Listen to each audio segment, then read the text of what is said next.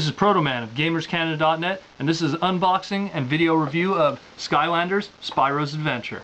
This is the PS3 Special Gift Box Starter Edition, so let's do this, guys. So after 3 years of engineering and working at it, since the last Spyro game in 2008, Activision gives us Skylanders, Spyro's Adventure. Now, why should anyone even care about this release? What makes this so special? Specifically, what this says about where download content is going to go in the future, and also how the whole concept of how gaming is going to be in the future. And it's kind of a foreshadowing. And so the whole point of this video review is to show you what the game comes with, give you a review of what I thought of the game so far and its purpose in this grand scheme of gaming to begin with in this generation of consoles. So this is the box. You get this is the PS3 version. You get Trigger Happy, Spyro, and Gill Grunt. The only ones that really have exclusives is if you get the 3DS version, you get a dark Spyro. But otherwise, you're going to get the same 3 characters if you get it for the Xbox or for PC. Also comes with the portal, the game, and a whole bunch of extra goodies. So we'll get into that now. We'll open it up, and you'll see what everything is, essentially. Now, the good thing about it is that it requires batteries, but they were included, so that's another plus that you're gonna get. So we'll take out the figures. The figures themselves, pretty cool. I'll get to them in a sec. I was actually expecting something a lot cheaper, but I was really surprised with the end result of that, so we'll get to that in a moment. Here's the portal. It's actually very difficult to get out unless you take the game out and everything, so put that aside. The game, very simple instructions, the game. The portal, which is heavily secured. Has all the little Skylander symbols there, but not the elemental ones, just basic symbols. You get a whole bunch of cards based on the characters with their stats and stuff.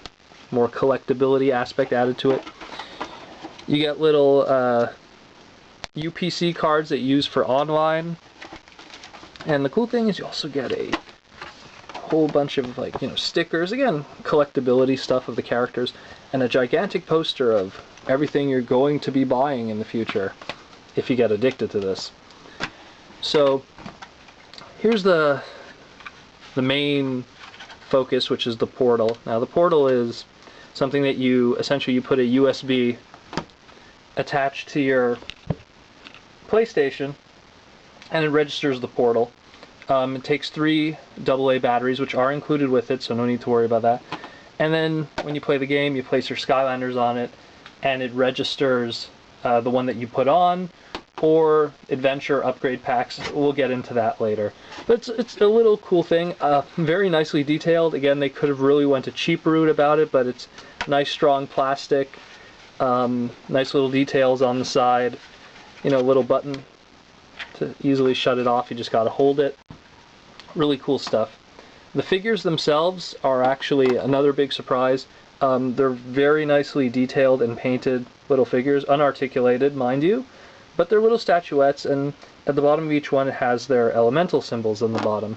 So, you know, you got the water, machine, everything. So, and don't worry about, like, damaging it. The reading happens no matter what. But really, really, really cool. All the stuff you come with. Again, the cards. Hey, it's Trigger Happy, and I think these are just more just to show, like, the differences between the characters before you level them up in the game. And a sticker sheet, again, for the kids. But pretty cool nonetheless. We'll just get to the actual review of the game. The big question is, what about the game itself? Is it any good? Is the hype meeting up to what everyone has been talking about? Is it childish? Well, let's break it down in a few ways. Number one, when I played the game, 20 minutes into it, I already had 20% of the trophies. I'm playing on the PS3 version.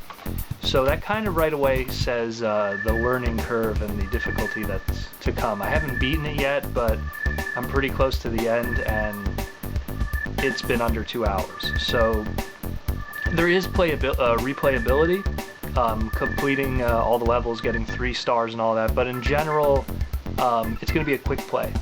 But I think that that's not so much what the game is about, so much that it's leveling up the characters and playing with friends, and it's more of a casual experience than an actual gaming experience alone.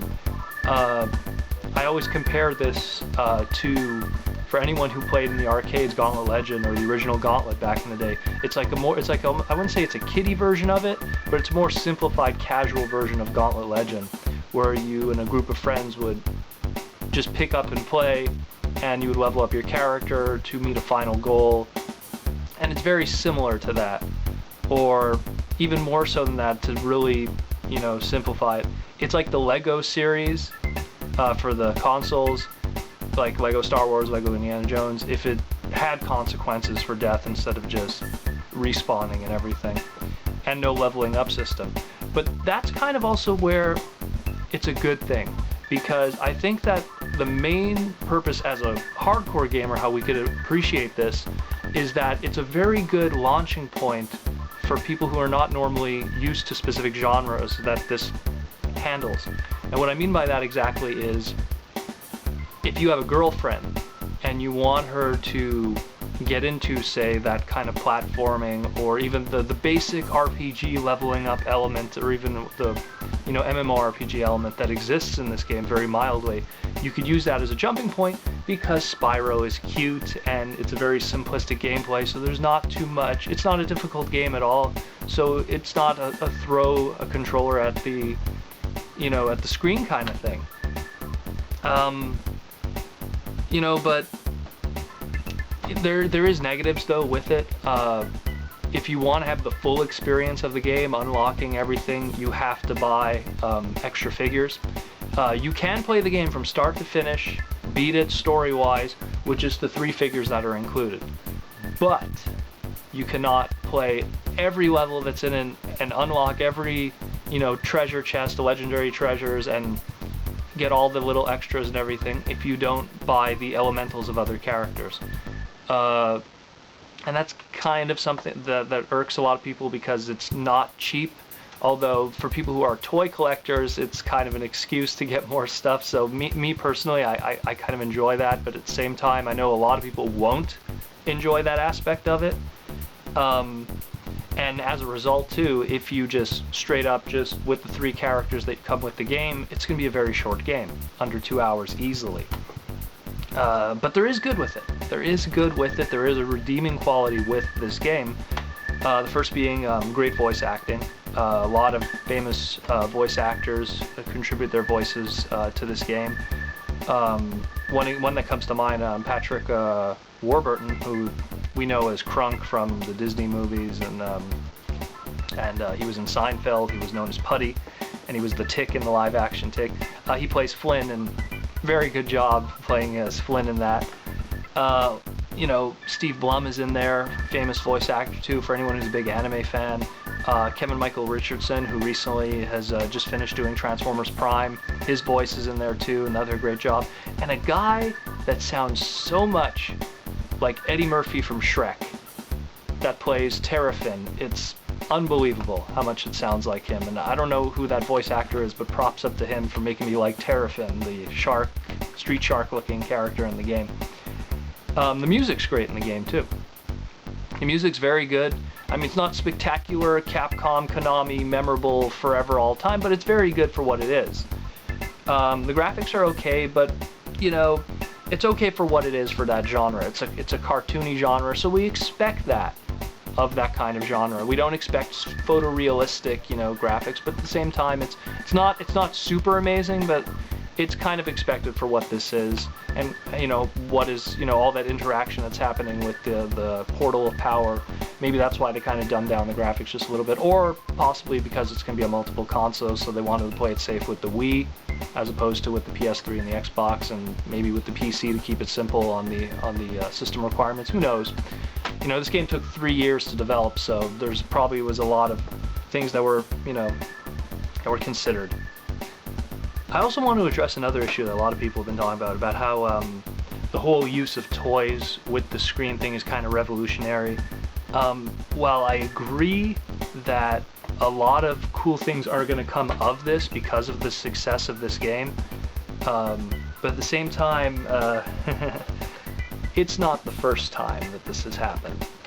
It's just that I think that it's the first time in a while that it's achieved success and become more mainstream that this has happened. And now that, you know, it's gotten great reviews, this game, and clearly it's making a lot of money, because every time I go visit Walmart or Toys R Us, it looks like the Skylander display is pretty empty. It looks like we're going to see a lot more of this in the future, and combine that with the fact with the 3DS, with the R cards, and all this little tangible technology that's becoming part of the video game environment. Who knows what's going to come of all of this, and so I'm really interested with that. But me personally, I enjoy the game. It's not like deep, you know, crazy, like, you know, awesome, like best game ever made, but it's fun. If you're a toy collector, you know, you get pulled in by that too. I think that if the toy aspect didn't exist, I probably wouldn't even have looked at this, maybe. But this sounded interesting, so I gave it a spin. It's pretty fun. If you're trying to get a girlfriend or a casual friend who's not really into video games into, you know, different genres of games, this is a good jumping point. So, I mean, I recommend it. Give it a shot. If it's for you, it's not for you. Different people from different walks of life will enjoy it or not enjoy it. So, till then, this is Protoman of GamersCanada.net, and this has been a video unboxing and review of Skylanders, Spyro's Adventure. So take it easy, and I hope to see you fighting my Terrafin online, maybe. Till then, see ya.